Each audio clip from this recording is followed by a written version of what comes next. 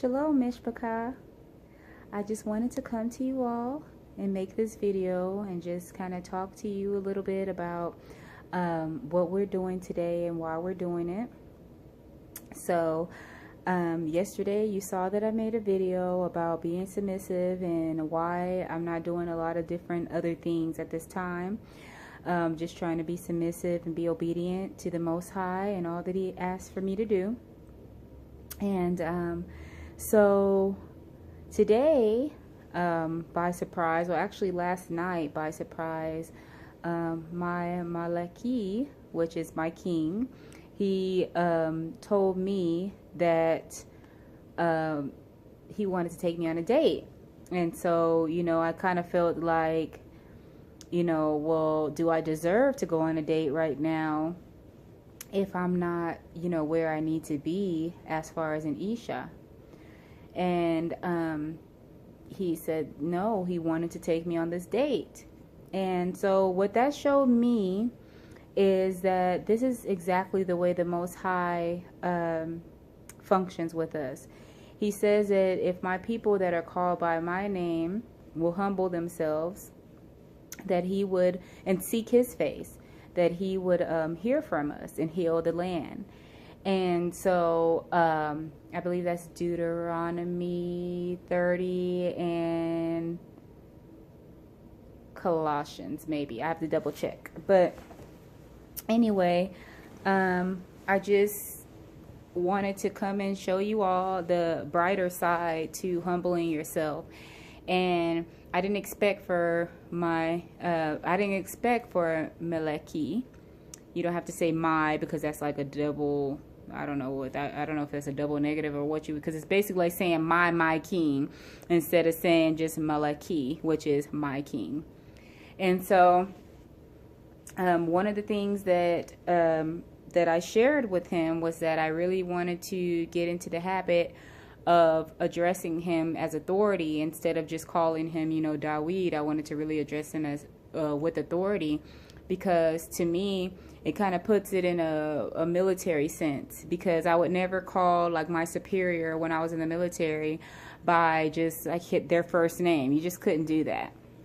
Even when you were like out and about and you're just friends with those people, it still felt very uncomfortable because it was a sense of authority.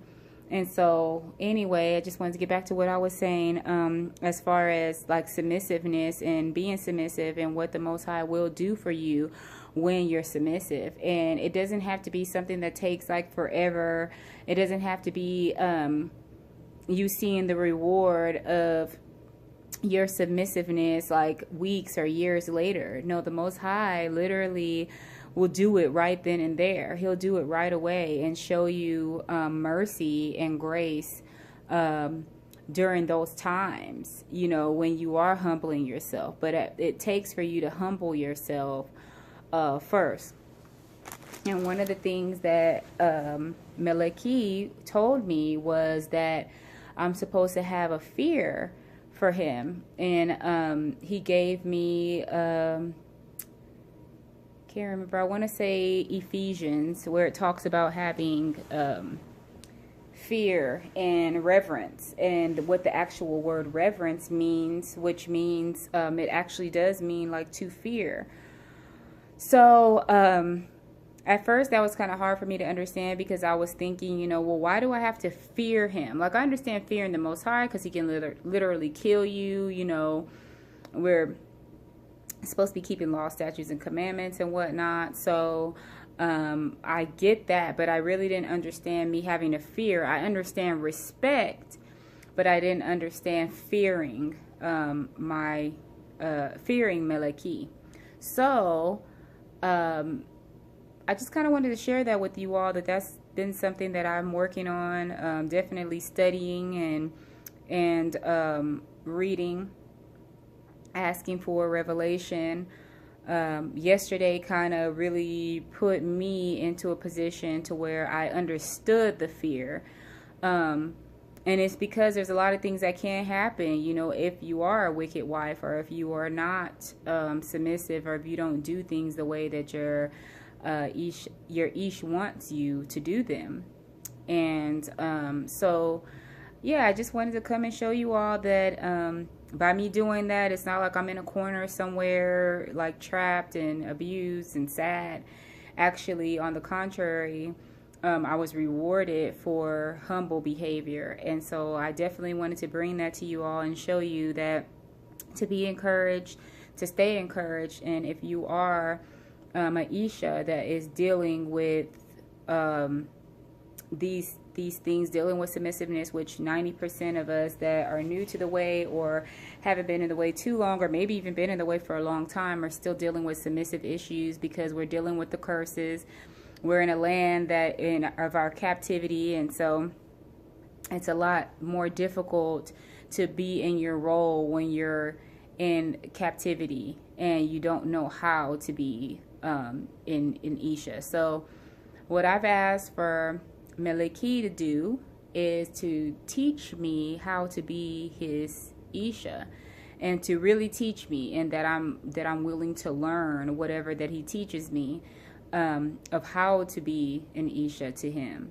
And of course, nothing outside of Torah, but just showing how he wants to be respected, what respect looks like to him, because respect can look different to everybody, to different to your Ish, to my Ish, to someone else's Ish. Respect can be a totally different thing depending on how your household runs.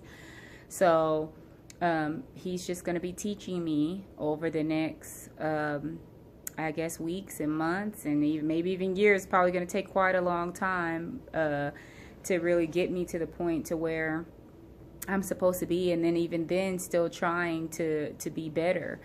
But at least he's giving me the opportunity to correct that behavior, and not, just putting me away, or leaving me or something like that.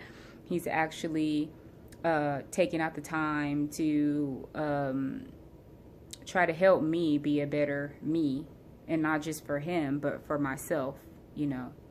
So anyway, we're here in Pueblo, and it's snowing outside right now.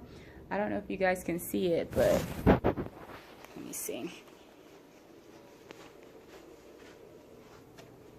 You probably can't see really well. It's just a little bit of snow, but we're just kind of like downtown Pueblo. And we're gonna go see the new Star Wars movie, and we went to a little pub and had lunch.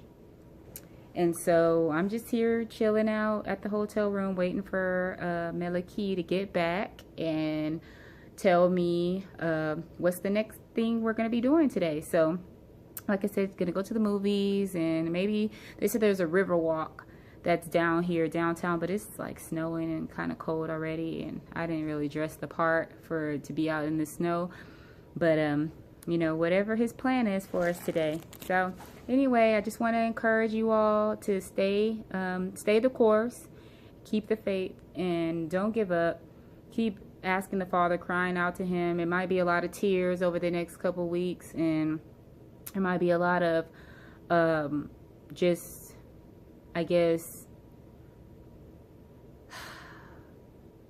reorganizing of my thoughts, my life, and how things are supposed to be according to the Torah. So, all right. Well, I love you all, and please comment below. Let me know what you all think. Sorry about that. Let me know what you all think, and maybe, even what your struggles are, and that way I can be praying for you, and that, the family, the Mishpachah, that's also a part of the YouTube family, that they can also be praying for you in any area that you may be struggling in. All right. Shalom.